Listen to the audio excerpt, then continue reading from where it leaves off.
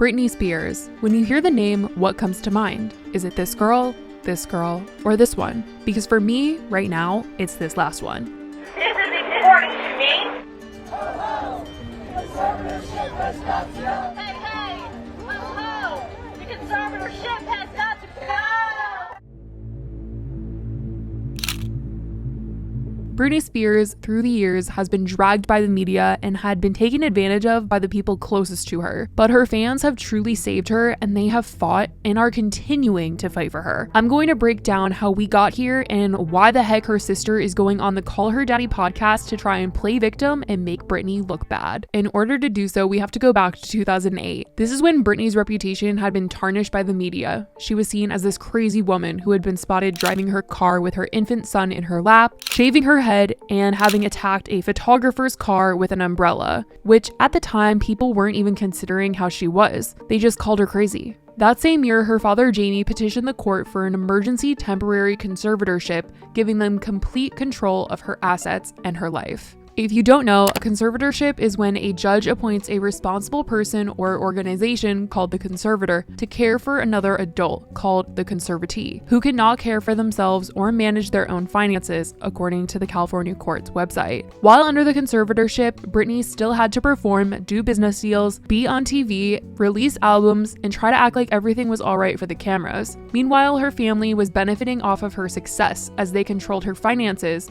and also had control over where she went, who she talked to, and the medical care she received. Just last year, when giving her statement to a judge, she said her so-called team refused to let her remove her IUD that was implanted inside of her, preventing her from having more children. She was quoted saying, "I wanted to take the IUD out so I could start trying to have another baby, but they don't want me to have any more children. So basically, the conservatorship is doing me way more harm than good. I deserve to have a life." Social media and the fans truly saved Britney with the Free Britney movement, as speculation started to spread over the years as to why the heck she was able to perform these shows, be on TV, but wasn't deemed mentally fit to take care of herself or have control of her money. Fans felt like Britney was using her Instagram page to send signals to them that she needed help. Okay, so yesterday I felt like it was the beginning of fall. I pulled out all of my jackets, and then the next day it was really hot. It was very confusing.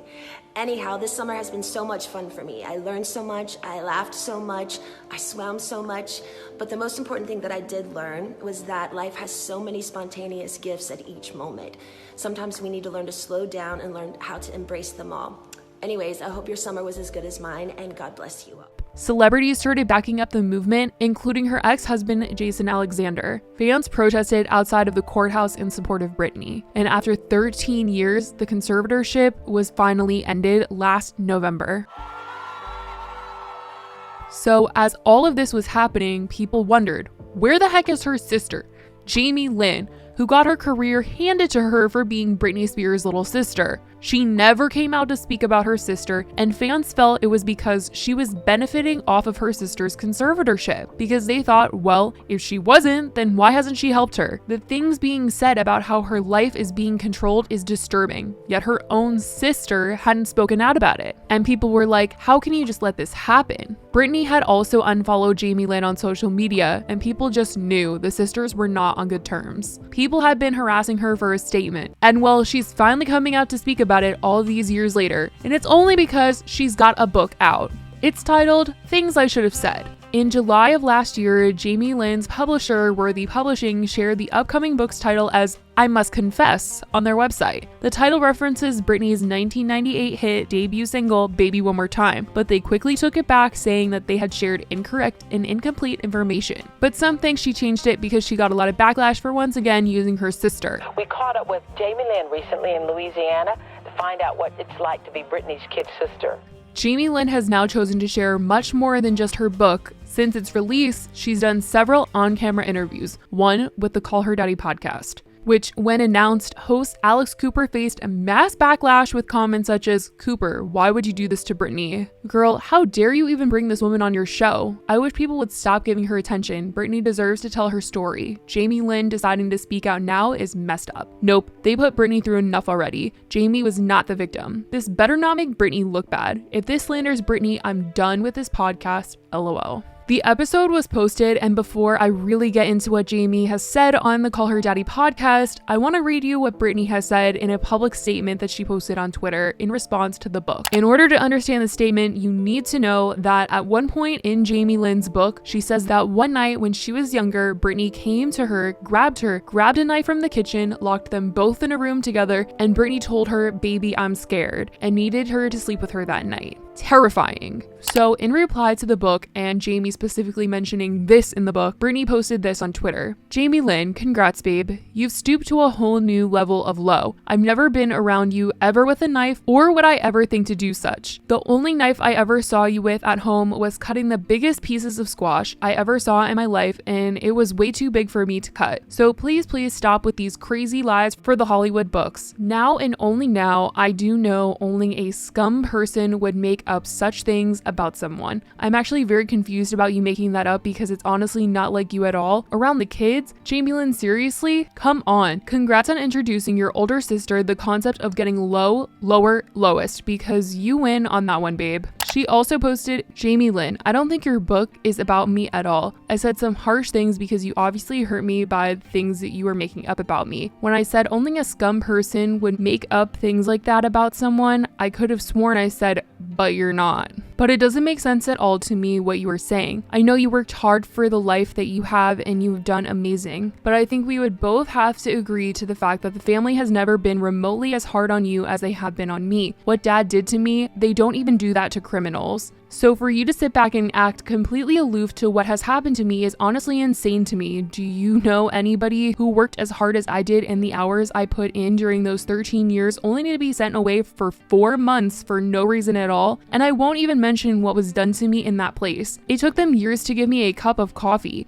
People who have killed people and are in jail or on death row can have as much coffee as they want. So why the hell is my own family hiding coffee from me? You guys treated me like nothing, and that's not even the half of it. I'm honestly shocked. Dad isn't in jail. Come on. We are supposed to have each other's backs, but what you're saying just truly confuses me. All I know is I love you unconditionally, so go ahead and say whatever you want. It's so tacky for a family to fight publicly like this. You say you love me, yet your loyalty is still with people that hurt me the most. I think the thing that saddens me the most is that when this all happened to me and when I called you from that place, you would take days to respond. I never got to talk to you. You would just text me days later, and I was so scared. I needed you, my family, my blood, and your support more than anything. You guys did absolutely nothing until a year ago. I said something on Instagram and you and Brian showed up at my house because of an Instagram post. That makes me the saddest. Why? Because I needed you way before that. And the fact that you and Brian showed up laughing at my gate instead of knowing you should have been there way before that makes me very sad. I don't care anymore.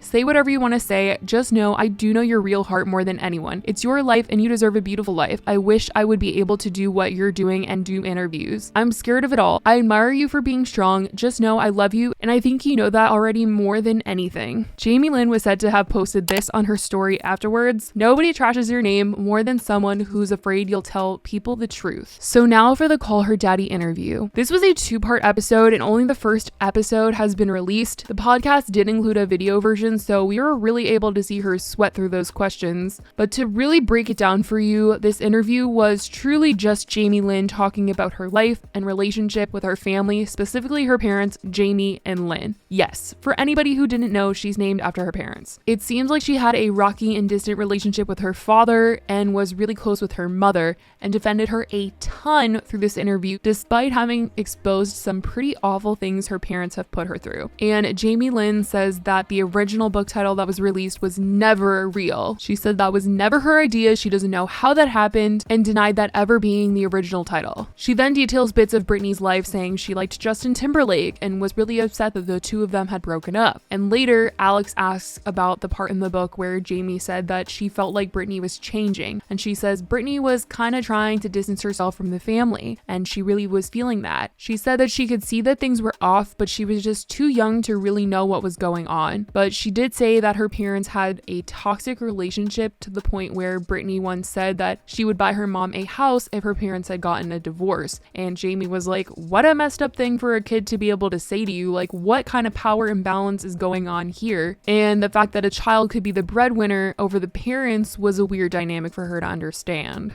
She later detailed Britney shaving her head and how a friend told her about the situation by showing her a picture. She gets really emotional while talking about this, saying that she didn't even remember talking to her parents about it, and she doesn't remember that day or really anything that happened afterwards. She did say that while writing her book, she had to keep calling her mom to like fact check and remember certain things, which was very interesting to me. And I've noticed a lot of people mentioning this and saying that it really just sounds like she doesn't stand with Britney because of how much she's defending her mom in this interview. And even though she says she didn't want a pity party, the whole episode is revolved around her crying and justifying her actions as well as her mom's, like I said. She detailed when she found out she was pregnant, and she says that she knew her parents were going to want to send her away and isolate her. So before telling them, she went to the store and bought a bunch of burner phones, to which Alex says, well, you must have known or seen something that made you feel like you were going to be sent away and that you were going to get your phone taken away. And she kind of trips up over her words here, but is very careful to say that her parents probably just wanted to protect her. She then says that when the OK magazine article came out that announced that she was pregnant, her and her mom drove hours outside of New York to stay at a cabin in the middle of nowhere that she still to this day does not even know where she was. And they hid there for a few weeks to avoid all of the news of her pregnancy. She had no phone, and she didn't even tell her own sister that she was pregnant. She felt like her mom had just kind of surrendered and let the team control her life, and she just didn't understand why her and her mom just couldn't leave. She said she had feelings of wondering why her sister wasn't coming to save her, which is an interesting statement when we look at the conservatorship, but she says that she was left out of knowing the details of Britney's life and only really knew that she was hurting, but she didn't know what to do and thought the adults were handling it, and just kept saying that she was just really young at the time.